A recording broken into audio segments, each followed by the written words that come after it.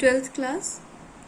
अभी तक आपने इस चैप्टर में गतिमान आवेश तथा चुंबकीय क्षेत्र वाले चैप्टर में बायो सेवर्ट नियम और उसके अनुप्रयोग पढ़े हैं। और कल मैंने आपको परिपथ एम्पियर का परिपथ नियम और उसके अनुप्रयोग पढ़ाए थे। ठीक है, अब नेक्स्ट टॉपिक जो है वो है एक समान चुंबकीय क्षेत्र में गतिमान आवेश पर बल, लॉरेंस बल। जब कोई आवेशित कण मतलब चार्ज पार्टिकल, वो पार्टिकल चाहे पॉजिटिवली चार्ज्ड हो चाहे नेगेटिवली चार्ज्ड हो, तो जब वो कोई आवेशित कण चुंबकीय क्षेत्र में गति करता है तो उस पर एक बल लग जाता है और उस बल को क्या कहते हैं? उस बल को कहते हैं लॉरेंस बल। और इसकी लॉरेंस बल की जो दिशा होती है वो किसके अकॉर्डिंग होती है? वो दिशा किस पे डिपेंड करती है? वो डिपेंड करती है क्योंकि जो पार्टिकल है वो चुंबकीय क्षेत्र में गति कर रहा है, तो एक तो चुंबकीय क्षेत्र की दिशा पर डिपेंड करती है और दूसरा जो कण चल रहा है जिस डायरेक्शन में उसकी डायरेक्शन के ऊपर भी डिपेंड करती है। और जो बल की दिशा होती है चुंबकीय क्षेत्र की दिशा और कण के चलने की दिशा दोनों के लंबवत होती है। अगर ये देखिए डायरेक्ट, ये तो है चुंबकीय क्षेत्र की दिशा, ये पॉजिटिवली चार्ज पार्टिकल का एग्जाम्पल लिया हमने, तो ये तो है चुंबकीय क्षेत्र की दिशा और ये है कण के चलने की दिशा। तो जो उस पर बल लगेगा F, वो कैसे लगेगा? ऊपर की तरफ लगेगा। क्लियर हो गया? तो F की दिशा किस पे डिपेंड करती है? B पर और V पर डिपेंड करती है। और यहाँ पर हमने एग्जाम्पल में लिया पॉजिटिवली चार्ज पार्टिकल। अगर हम पॉजिटिवली चार्ज पार्टिकल की जगह नेगेटिवली चार्ज पार्टिकल ले लें तो ये जो F की दिशा होगी वो कैसी होगी? इसके विपरीत हो जाएगी, वो नीचे की तरफ हो जाएगी। तो यहाँ पर हम देख रहे हैं कि B और V जो है दोनों एक दूसरे के लंबवत हैं। B और V के बीच में जो कोण बन रहा है वो कितना बन रहा है? 90 डिग्री का कोण बन रहा है। तो जो लॉरेंस बल होता है F, उसका जो फॉर्मूला होता है वो होता है F is equal to Q V B. किस किस पर डिपेंड कर रहा है? चार्ज पार्टिकल कि उसकी नेचर कैसी है, V उसके चलने की गति की दिशा कौन सी है, और B यानी कि चुंबकीय क्षेत्र की दिशा। अब अगर V और B जो है एक दूसरे के परपेंडिकुलर ना हो, V और B के बीच में ये थीटा कोण, तो इस V के हम घटक कर लेंगे।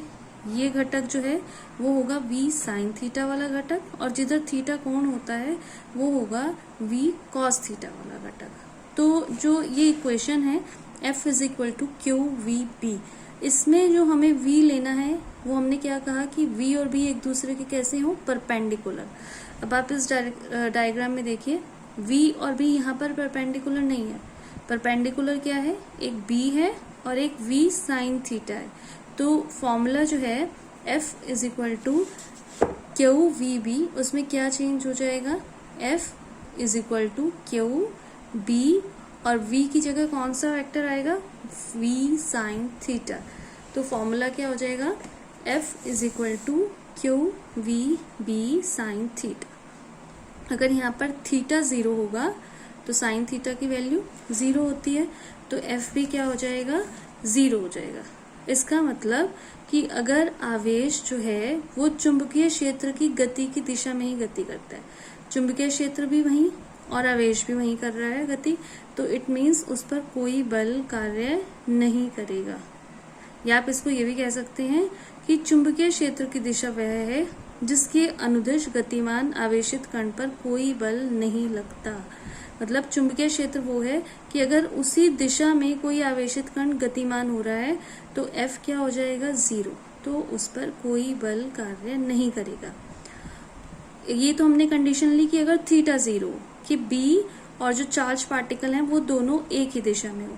अब अगर V 0 हो, जो गति है, जो चाल है उसकी वो 0 हो जाए, कण की चाल, तब भी क्या हो जाएगा? F 0 हो जाएगा। इसका मतलब जो आवेशित कण है अगर वो चुंबकीय क्षेत्र में गति नहीं कर रहा है, कांस्टेंट है, स्थिर है, तब भी उस पर लगने वाला बल क्या हो जाएगा? 0। तो बल कब कार्य करता है? बल कार्य करता है अगर कोई आवेशित कण चुंबकीय क्षेत्र में गति कर रहा हो, तब उस पर बल कार्य करता है। अगर आवेशित कण गति नहीं कर रहा होता, स्थिर रहता है, कांस्टेंट रहता है, तो उस पर कोई बल कार्य नहीं करता। अब ये अलग अलग कंडीशंस हैं, टॉपिक वही है, एक समान चुंबकीय क्षेत्र में आवेशित कण की गति। तो फर्स्ट है कि जब आवेशित कण चुंबकीय क्षेत्र में क्षेत्र के समांतर प्रवेश करता है, मतलब थीटा जो है वो 0 हो जाए, तो आपको जैसे मैंने ऊपर बताया कि उस टाइम जो बल का मान होगा, जब थीटा 0 हो जाएगा तो एफ क्या हो जाएगा, 0। तो उस टाइम जो कण है वो चुंबकीय क्षेत्र के समांतर ऋजु रेखीय पथ पर, एक सरल रेखीय पथ पर गति करता है। नेक्स्ट कंडीशन, जब आवेशित कण चुंबकीय क्षेत्र में क्षेत्र के लंबवत प्रवेश करता है। ये डायग्राम देखिए कि जो आवेशित कण है वो कैसे कर रहा है, चुंबकीय क्षेत्र, ये जो क्रॉस क्रॉस दिखाए हुए हैं ये हैं चुंबकीय क्षेत्र, ठीक है, और सारी जगह क्रॉस है, इसका मतलब हर जगह जो यहाँ पर चुंबकीय क्षेत्र है वो एक समान है, और वो कैसा है, ये जो है ये है लंबवत। अब जो कण है ये चुंबकीय क्षेत्र के लंबवत, चुंबकीय क्षेत्र नीचे की तरफ और ये जो वेग है इसका कण का ये ऊपर की तरफ, तो ये चुंबकीय क्षेत्र की दिशा के लंबवत इस पर प्रवेश करता है, गति करता है। तो यहाँ पर जो बल होगा वो कैसे होगा, V और B के लंबवत, F की डायरेक्शन ऐसी होगी। यहाँ पर भी V इधर है, जैसे कि हमने वृत्तीय गति में भी देखा हुआ है कि वेग कैसे हम निकालते हैं, स्पर्श रेखा खींच देते हैं तो वेग की दिशा आ जाती है, तो F इधर, वेग इधर, F इधर। यहाँ पर भी अगर वेग इधर तो F इधर। तो अब जो फॉर्मूला होगा, फॉर्मूला होता है F is equal to Q V B sine theta. अब क्वेश्चन टॉपिक है कि आवेशित कण चुंबकीय क्षेत्र में क्षेत्र के लंबवत प्रवेश करता है। इट मीन्स थीटा क्या है, यहाँ पर थीटा है 90, तो साइन 90 का मान 1, तो F इज इक्वल टू क्या आ जाएगा यहाँ पर, क्यू वी बी। और F लगेगा कहाँ पर, जो बल है वो लगेगा कहाँ पर, V के लंबवत ऊपर की ओर, यहाँ पर भी ऊपर की ओर, यहाँ पर ऊपर की ओर। तो जैसे जैसे वेग बदलता है, वेग का परिमाण नहीं बदलता, सिर्फ क्या बदलता रहता है, दिशा बदलती रहती है। और ये जो F है ये किस तरफ कार्य करता है, ये सेंटर की तरफ कार्य करता है। तो ये आपको पता है कि सेंटर की तरफ जो कार्य करता है, जो केंद्र की तरफ कार्य करता है बल, उसको क्या कहा जाता है, अभिकेंद्र बल।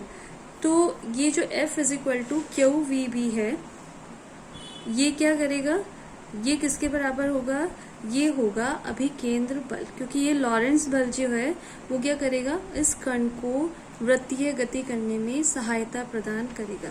तो F is equal to Q V B is equal to mv² upon r। ये अभिकेंद्र बल का फॉर्मूला है। आपने वृत्तीय गति में पढ़ा होगा शायद कि अभिकेंद्र बल जो होता है वो कोई मूल बल नहीं होता, जो पहले से बल विद्यमान होते हैं वो बल ही अभिकेंद्र बल को प्रदान करते हैं। जैसे कि जो पृथ्वी होती है सूर्य के चारों ओर घूमती है, तो वहाँ सूर्य के चारों ओर घूमने के लिए उसे अभिकेंद्र बल चाहिए। वो अभिकेंद्र बल उसे कहाँ से प्राप्त होता है, पृथ्वी और सूर्य के बीच गुरुत्वाकर्षण बल से। तो इसी तरीके से ये जो पार्टिकल है ये वृत्तीय गति कर रहा है, तो यहाँ घूमने के लिए जो उसको अभिकेंद्र बल चाहिए वो कहाँ से मिलेगा, लॉरेंस बल से मिलेगा। तो F is equal to Q V B sine theta, और साइन थीटा का मान 1 हो जाएगा क्योंकि थीटा 90 है। तो F is equal to Q V B which is equal to mv² upon r, और यहाँ से r का मान क्या आया, r is equal to mv upon Q B. अब जब ये हमने लिया positive particle, positive charge particle, तो आप यहाँ पर दिशा देख रहे होंगे, जो कण की दिशा है वो कैसी है, इस तरफ, एंटी क्लॉकवाइज। अगर हम नेगेटिव चार्ज पार्टिकल लें तो उसकी दिशा कैसी होगी, क्लॉकवाइज, वो घड़ी की डायरेक्शन में घूमेगा। तो जब घड़ी की डायरेक्शन में घूमेगा, गतिज ऊर्जा कण की क्या होती है, k is equal to half mv²। यहाँ से v इज इक्वल टू क्या आ गया, √2k अपॉन m। अब v is equal to √2k upon m, इसका मान जो v का मान है ये हम ऊपर वाली इक्वेशन में रख देंगे, जो हमारे पास क्या है, mv अपॉन qb। वहां पर मान रखने पे r का मान क्या आया, √2mk अपॉन qb। अब आपने विभवांतर वाले जो फॉर्मूला है, विभवांतर वाला जो चैप्टर है, वहां पर ये गतिज ऊर्जा का जो फॉर्मूला है वो क्या होता है, K is equal to Q V. वहां से K का फॉर्मूला रखेंगे क्यू वी, एक क्यू ऊपर आ जाएगा क्यू वी और एक क्यू नीचे है, ये नीचे अंडर रूट वाला नहीं है तो ये कट के नीचे क्या रह जाएगा, अंडर रूट वाला क्यू और b बाहर आ जाएगा। तो अब फॉर्मूला एक 1/b under root 2mv upon Q. अगर हमें आवर्तकाल निकालना हो, क्योंकि कण जो है वृत्तीय पथ पर गति कर रहा है, तो आवर्तकाल क्या होता है, एक चक्कर में लगा हुआ जो समय होता है उसको बोलते हैं आवर्तकाल। और वृत्तीय पथ का एक चक्कर मतलब परिधि वृत्त की, तो t is equal to 2πr upon v और v का मान यहाँ पर हम रखेंगे तो t is equal to 2πm upon Q B. और अगर आवृत्ति निकालनी हो, आवृत्ति आवर्तकाल के ऑपोजिट होती है, तो क्यू बी अपॉन 2πm। अब आप इस फॉर्मूले में देख रहे हैं, चाहे वो आवृत्ति वाला फॉर्मूला है चाहे वो आवर्तकाल वाला फॉर्मूला है, कि इस फॉर्मूले में कहीं भी v नहीं आ रहा है, कण की चाल नहीं आ रही है। ऐसा क्यों? ऐसा इसलिए कि जैसे जैसे त्रिज्या बढ़ती है वैसे वैसे जो चाल है वो भी बढ़ता रहेगा, या फिर इसके उल्टा कि जैसे जैसे चाल बढ़ेगी वैसे वैसे त्रिज्या भी बढ़ती रहेगी। ये देखिए, ये डायग्राम आप देख रहे हैं कि यहाँ पर चाल कम है तो जो कण है उसकी त्रिज्या छोटी है, यहाँ पर कण की चाल बढ़ी v2 हुई तो जो त्रिज्या हुई वो भी बढ़ गई। तो इसलिए आवर्तकाल का जो मान है वो v पर निर्भर नहीं करता। अब नेक्स्ट टॉपिक है, जब आवेशित कण चुंबकीय क्षेत्र में तिरछा प्रवेश करता हो।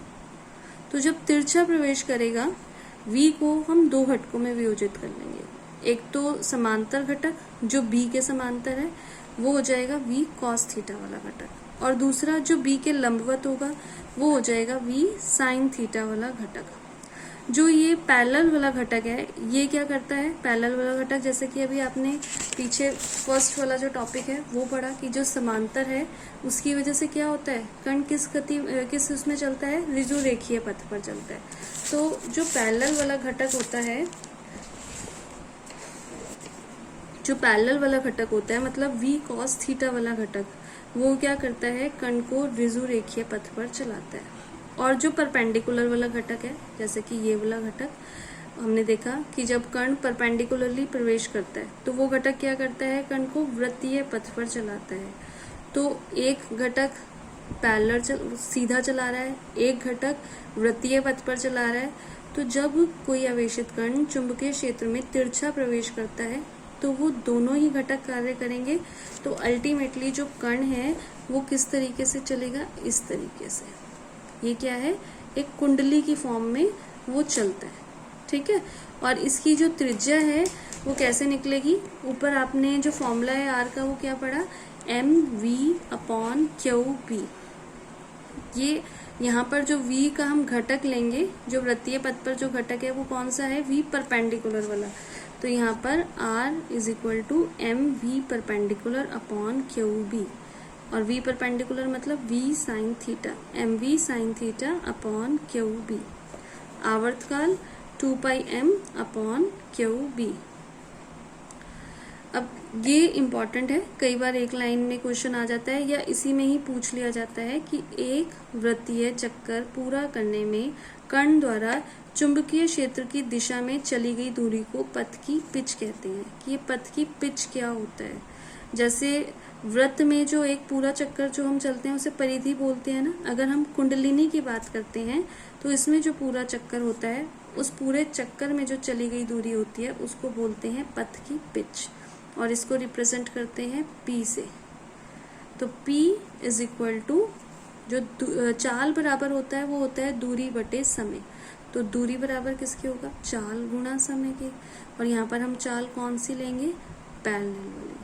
तो v parallel into T, v parallel मतलब v cos थीटा और t का मान ये बोला 2πm अपॉन क्यू बी। तो ये पिच वाला क्वेश्चन जो है कई बार आ जाता है कि पथ की, जब आवेशित कण चुंबकीय क्षेत्र में तिरछा प्रवेश करता है तो पथ की पिच बताइए। तो अब ये टॉपिक यहीं पर ख़त्म हुआ।